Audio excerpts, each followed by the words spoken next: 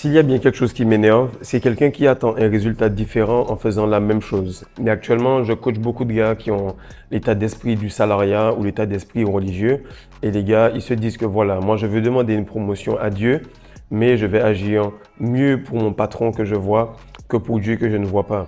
Et le problème, c'est que la matrice, c'est une réplication de ce que Dieu fait. Donc aujourd'hui, je vais t'expliquer rapidement comment demander une promotion à Dieu, comment lui demander ça de manière à ce qu'il puisse vraiment pas pouvoir refuser, pour que tu puisses travailler tellement, pour que tu puisses t'élever tellement qu'il puisse te dire non, il n'y a que lui et il faut vraiment que je l'élève au-dessus des autres. Donc si actuellement tu es en train de passer par une phase difficile, écoute bien cette vidéo-là, applique tous les points et tu auras ta promotion spirituelle et ensuite elle va se manifester dans le monde physique. Salut les gars, j'espère que vous allez bien. J'espère que tout le monde met son maximum. Pour moi, aujourd'hui encore 1h30 de muscu ce matin. Pas mal de shoots. Ensuite, on met beaucoup d'efforts pour pouvoir vibrer le plus haut possible. On est en train de finir de guérir d'une petite grippe. Donc, on était en phase de compression. Donc, on travaille beaucoup plus dur parce que c'est déjà la merde. Et lorsque ça va être en phase d'expansion, on va pouvoir progresser beaucoup plus vite. Donc, aujourd'hui, je fais cette vidéo-là pour quelques gars que je coach actuellement et qu'ils sont dans des situations où le problème est à ce niveau de fréquence et eux, ils sont à ce niveau de fréquence. Donc, ils sont légèrement en dessous et ils continuent à répéter les mêmes trucs en espérant passer au-dessus. Lorsque tu as une phase de test, lorsque tu as un examen, il faut que tu montres au prof, au coach, à la personne qui est en face de toi, au formateur, que tu peux vibrer beaucoup plus haut que le problème, que tu es beaucoup plus gros que ton problème. Et à ce moment-là, il va te sélectionner et lorsqu'il y aura le match, là tu seras prêt parce que tu auras déjà fait un entraînement qui sera digne de champion. Et le problème, c'est que ces gens-là, ils pensent que le monde fonctionne d'une certaine manière. Ils se disent, OK, pour mes manifestations, c'est un problème de fréquence, de vibration et d'énergie. Mais pour les phases de problème, ils pensent juste qu'il faut réfléchir et se dire, bon, je vais faire ci et je vais faire ça. Non, non, non. Si tu es dans la merde, c'est de ta faute à 100%. Et c'est une phase de fréquence, de vibration et d'énergie que l'on va calculer, qu'on va voir la moyenne pour savoir si on te répète la même chose tant que tu n'as pas compris la leçon ou si tu passes au next step.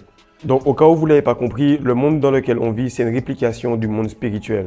Donc, lorsque tu veux demander une promotion à ton boss, ce que je vais t'expliquer aujourd'hui, c'est la même manière que tu dois faire pour demander une promotion à Dieu. Et ce que les gars n'ont pas compris, c'est que le gars qui est en train d'aller voir le boss comme un hypocrite, toujours en train de demander, quémander, tout le temps avoir les mains jointes en train de quémander, demander, il n'aura aucune promotion. Pourquoi? Parce qu'il est dans un état de manque. Et on ne propose pas, on ne donne pas, on ne prête pas aux pauvres. Par contre, on prête aux riches. Ceux qui sont riches en efforts, ceux qui sont riches en gratitude, ceux qui sont riches en énergie, vibration et fréquence. Alors, la première chose qu'il y a, c'est qu'il faut comprendre que si tu es en train de demander quelque chose à quelqu'un, il ne faut pas que tu demandes une promotion et que tu sois rigide. Non, il faut que tu sois coachable. Il faut que tu sois quelqu'un qui soit à l'écoute, que l'on peut coacher.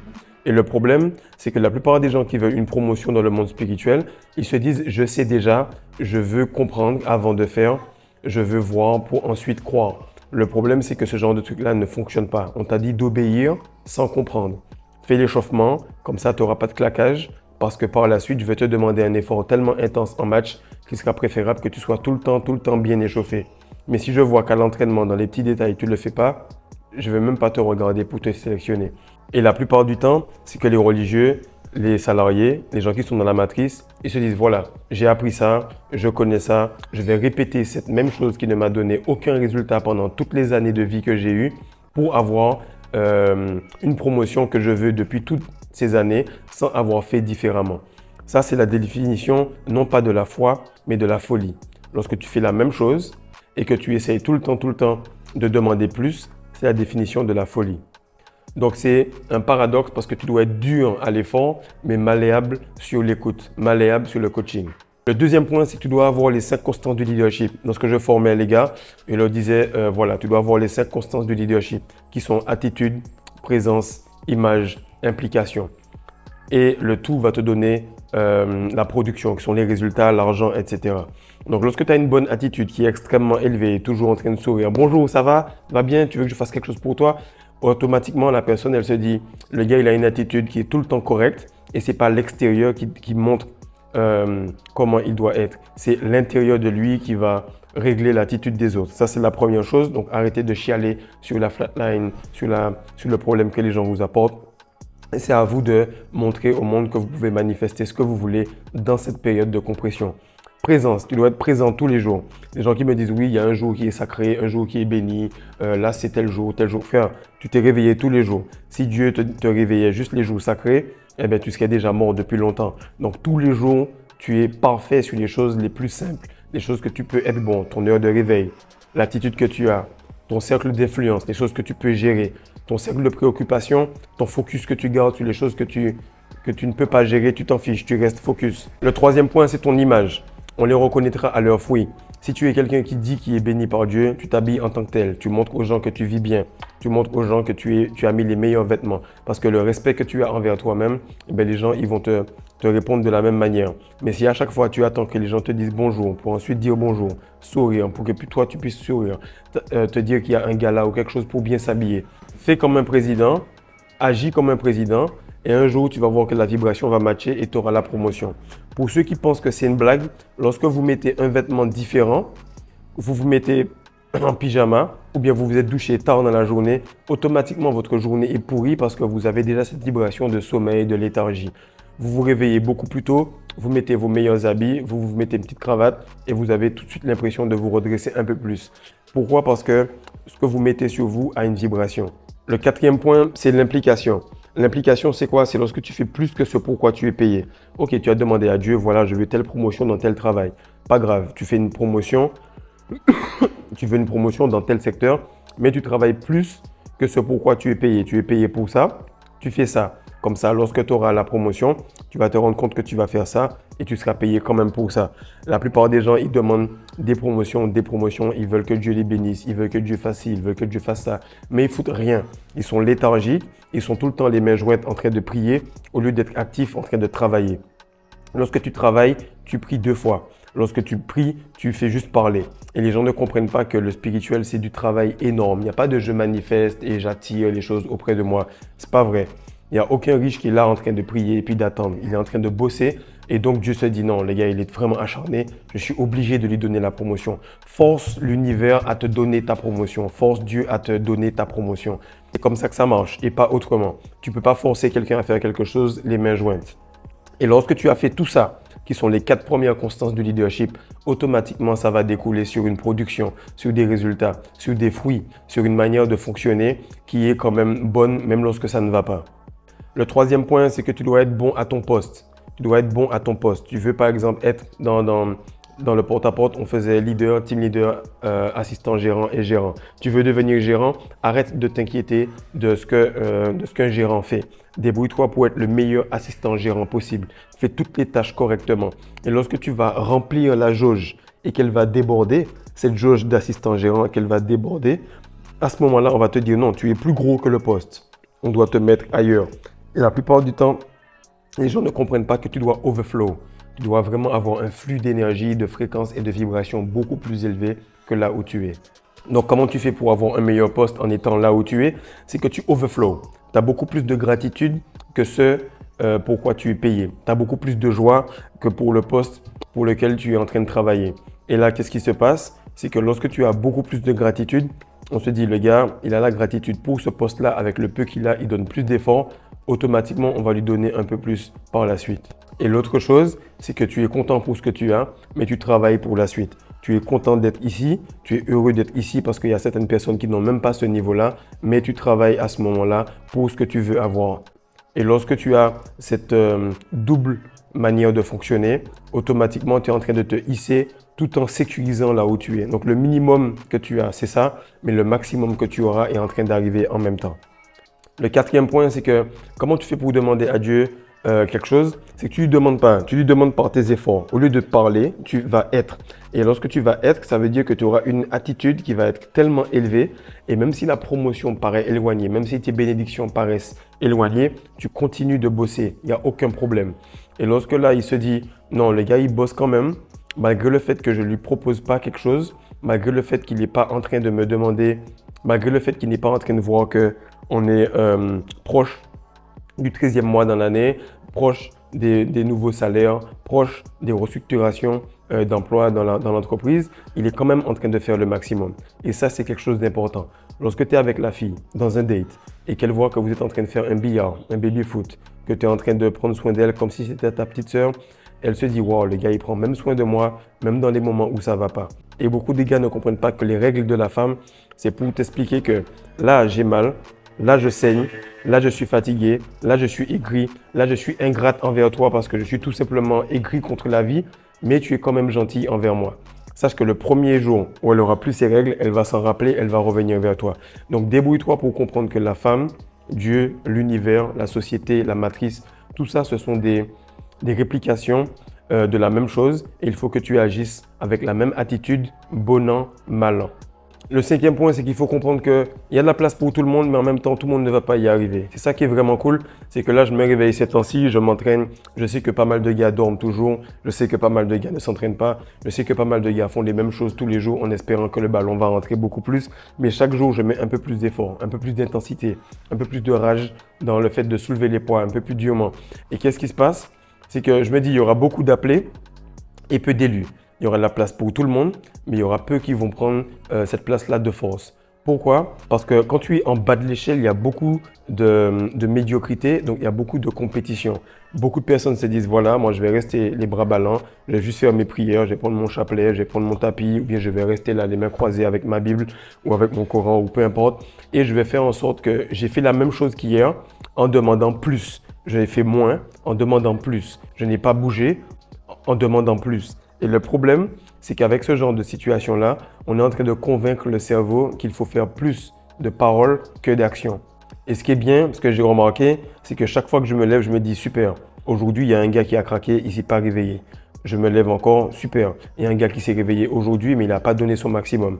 Super. Il y a un gars qui s'est réveillé aujourd'hui, il a donné son maximum, mais pendant qu'il faisait l'effort, il n'avait pas la gratitude de se dire putain, les poumons que j'ai là en ce moment qui me font mal, qui me brûlent, qui sont vraiment en train de me faire mal pendant que mon cœur bat et tout, mais j'ai la gratitude d'être en vie. Non, ils se disent, ah putain, encore une séance de sport aujourd'hui, ah, encore une séance, ça va être difficile.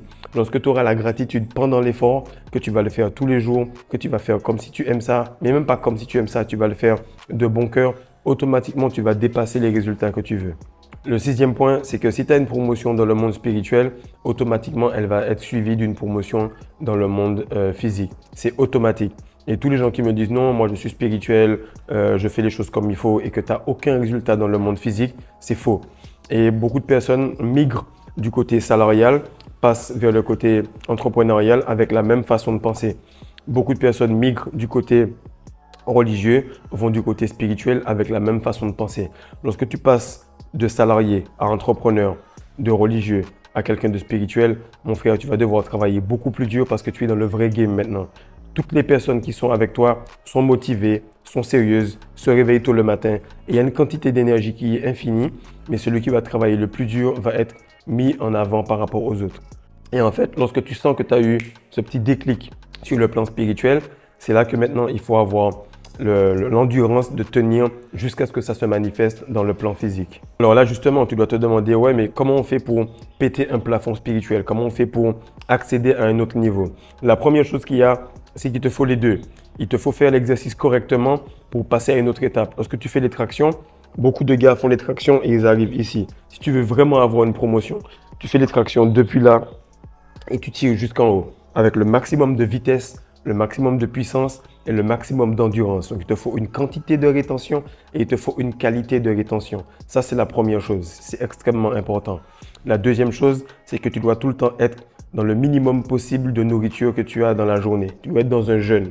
Dans un jeûne, pourquoi? Parce que lorsque tu ne vas pas assujettir la chair, tu vas tout le temps être dans une plainte et tu ne vas pas pouvoir ressentir les différentes vibrations que Dieu est en train de t'envoyer. Des fois, tel ou tel titre de vidéo est là pour te faire parler, mais tu as le ventre plein, tu es en train de scroller, tu n'as pas vu. Telle ou telle personne te fait un compliment, mais comme elle te l'a dit au travers de quelque chose qui était un peu dur, tu n'as pas pu lire au travers de ses paroles parce que tu avais le ventre rempli. Lorsque tu jeûnes et que tu es dans cet état de flottaison toute la journée, tu peux ressentir facilement les petits atouts que les personnes te donnent. Et c'est quelque chose que j'ai remarqué lorsque j'étais l'an passé dans l'équipe, c'est que le gars, et chaque fois il me donnait des compliments, dans les moments où j'étais fatigué. Et après, je disais au gars, mais c'est bizarre, le coach, il crie tout le temps après moi. Il me dit, non, non, non, il crie pas après toi. Il te dit exactement les bonnes choses, mais juste, il veut que tu lui répondes pendant que tu es extrêmement fatigué, pendant que tu es en train de péter les plombs, pendant que tu es en train d'exploser dans l'effort. Comment tu fais encore pour passer un niveau spirituel? C'est que tu augmentes ton niveau physique. Beaucoup de gens ne comprennent pas que tu dois mériter ton niveau spirituel par une puissance et un glow physique extrême. Je m'explique. Si en ce moment tu écoutes la vidéo et que tu as envie d'aller aux toilettes, tu ne vas pas pouvoir être concentré sur ce que je te dis parce que le premier plancher, le niveau physique n'est pas assouvi. Ta vessie est remplie, tu vas être vraiment en mode non, non, non, Fredo, arrête la vidéo, s'il te plaît, il faut que j'aille aux toilettes. Arrête le coaching, s'il te plaît, il faut que j'aille aux toilettes. Et lorsque tu auras assouvi le côté physique, ton mental va pouvoir m'écouter et le spirituel va pouvoir se débloquer. Beaucoup de gars veulent accéder au niveau spirituel, ils ne sont même pas capables de faire un 30 à 40 pompes d'affilée, faire un 20 tractions d'affilée, se débrouiller pour courir un 10 km rapidement en 45 minutes. Ce qui fait que leur prison de chair les maintient dans des vibrations basses. Donc ta prison de chair, tu dois la transcender, tu dois l'écraser pour qu'elle permette à ton âme, à ton esprit de pouvoir transcender et ressentir cette aura pour pouvoir comprendre les choses de manière plus facile. Et la plupart des gens se disent « Non, moi ça va, tu sais, je suis spirituel, je fais tout ce qu'il faut, Dieu devrait me donner ce qu'il y a. Pourquoi? Parce que je fais ce qu'il faut. » Frère, tu n'as pas ce que tu veux, tu as ce que tu es. Et si tu ne comprends pas ça, tu vas galérer tout le temps. Parce que tu n'as pas la femme que tu veux, tu as la femme que tu es. Et elle va matcher avec toi parce que les aigles ne volent pas avec les pigeons. L'autre point qui va vraiment faire la différence au niveau des coachs, au niveau de ton employeur, au niveau des personnes qui t'aident dans ta vie, au niveau de Dieu, c'est que lorsque tu es en train tout simplement de prendre plaisir à la souffrance physique, lorsque tu as une grande testostérone, tu remarques que tu apprécies les bains glacés plus facilement, tu apprécies la difficulté des pompes plus facilement. Eh bien, qu'est-ce qui se passe? C'est qu'à un certain point, tu prends plaisir à te réveiller tôt lorsque tu es fatigué, lorsque tu es à jeun, lorsque tu n'as pas mangé de sucre depuis 2-3 mois et que tu pousses quand même dans l'effort et que tu souris parce que tu apprécies le fait que tu es en train de mériter ta promotion spirituelle. Et c'est à ce moment-là que les choses vont se décanter. Lorsqu'il y a les losers qui sont en train de pleurer et chialer, ouais mais j'ai pas ma voiture, ouais mais j'ai pas ci, ouais mais j'ai pas ça, ouais il y a telle meuf qui m'aime pas, ouais il y a tel gars qui m'aime pas, versus le gars qui dit ok let's go, la situation est pourrie, je vais montrer à Dieu que ça c'est rien du tout, je vais péter ça en 2 temps 3 mouvements. Et beaucoup de gens se demandent pourquoi lui il avance alors qu'il n'est pas du tout en train de prier et moi je galère alors que je suis tout le temps en train de prier. Tu ne rends pas gloire à ton papa parce que tu répètes l'éducation qu'il t'a dit aux autres. Non, tu rends gloire à ton papa parce que tu fais l'éducation qu'il t'a transmise. C'est celui qui fait qui va avoir la promotion, pas celui qui parle. Et le 8e point, mon ami, pour que tu comprennes pourquoi ça n'avance pas pour toi, pourquoi tu avances mais tu as l'impression de galérer tout le temps, c'est parce que Dieu n'aime pas les gens peureux. Il n'aime pas les gens fainéants. Dieu a ses préférés, comme dit Andrew Tate, et c'est maintenant que plus je progresse, je comprends ce qu'il dit. Lorsque tu es peureux, tu ne peux pas être en combat avec un ennemi qui, lui, n'est pas peureux. Tu ne peux pas être en combat avec un ennemi qui est éveillé 24 heures sur 24. Lorsque tu dis « Oh, j'ai besoin de repos, je suis fatigué, en ce moment-là, je n'ai pas l'énergie d'aller au gym le matin et le soir et gérer le travail. Il me faut manger plus. » Lorsque j'aurai ça, alors je pourrai avoir ça. Encore une fois, je te répète, la vie ne fonctionne que lorsque l'œuf casse de l'intérieur. Si l'œuf casse de l'extérieur, automatiquement, ça ne va pas avancer. Et les gens sont tout le temps en train d'avoir une attente de la politique, une attente d'une aide sociale, une attente de quelqu'un qu'ils sont en train de prier, une attente de quelque chose extérieur. On t'a jamais dit qu'il y a l'extuition, ça n'existe pas. L'extintelligence, ça n'existe pas. Ce sont des mots qui paraissent super stupides. Il y a l'intelligence, il y a l'intuition, il y a l'instinct. Et lorsque tu comprendras qu'il n'y a même pas de mots qui définissent une manière de penser avec l'extérieur, tu comprendras qu'en ce moment, ça ne passe pas trop bien dans ta tête. Donc, comprends que la femme, Dieu, la matrice, la société n'aiment pas les faibles. Et si tu n'as pas vu la vidéo que j'ai faite hier sur les 10 points qui font que les femmes restent loyales envers ceux qui sont déloyaux envers elles, va la regarder, enchaîne avec celle-là et tu vas comprendre comment la femme, le monde est hypergamique. Ils veulent tout le temps la meilleure version de toi-même. La version de Fredo qui pleure, qui chiale et qui est en train de tout le temps demander, être en mode friendzone, est-ce que je peux? Parce qu'il court après sa femme, elle va être punie. Mais la version qui n'a même pas le temps de regarder sa femme, qui va s'entraîner, qui bosse, qui enchaîne, c'est elle qui aura la promotion. Donc si tu as une seule chose à retenir de cette vidéo, c'est que tu n'es pas en train d'avoir ce que tu mérites parce qu'actuellement, tout le monde travaille dur. Mais problème, tout le monde n'est pas constant. Tu n'es pas en train d'avoir ce que tu mérites parce qu'il ne faut pas travailler dur, il faut travailler tout le temps. Et l'autre chose, c'est que le monde, la femme, méprise et punit les faibles. Si tu continues à être faible, ça ne va pas marcher. Donc tu souffres déjà parce que c'est difficile et tu souffres encore plus parce que tu attends que ça aille mieux. Prends tes couilles en main, avance et fais en sorte qu'aujourd'hui, tu sois plus dur pour que demain soit meilleur. Peace.